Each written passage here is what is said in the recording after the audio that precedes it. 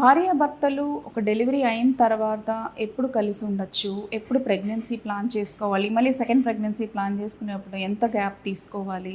So ఈ topic గురించి మనం డిస్కస్ చేద్దాం. సో నార్మల్గా ఒక ఫీమేల్ డెలివరీ అయిన తర్వాత మినిమం 6 వీక్స్ టైం పడుతుంది. అంటే తన ప్రెగ్నెన్సీ చేంజెస్ అన్నీ రివర్స్ అవ్వడానికి ఒక 6 వారాల సమయం అనేది పడుతుందన్నమాట. సో ఏంటి ఏ చేంజెస్ నార్మల్ స్టేజ్కి వస్తాయి అనేది మనం చూద్దాం.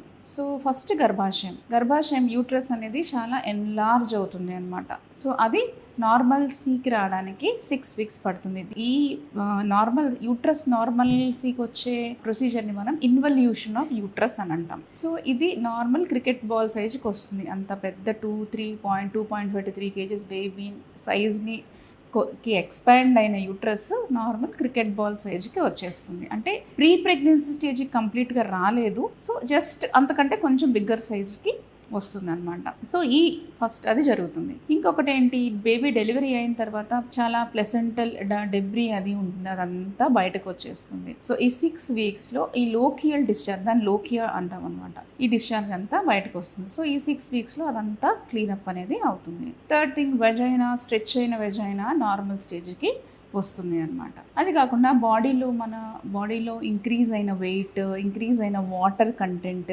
అదంతా తగ్గి నార్మల్ స్టేజ్కి వస్తుంది. సో ఈ 6 వీక్స్ అనేది యూట్రస్ హీలింగ్కి, టోటల్ అరౌండ్ బాడీ హీలింగ్ అనేది అవసరం. సో ఈ 6 వీక్స్ అయిన తర్వాత భార్యాభర్త కలవచ్చు.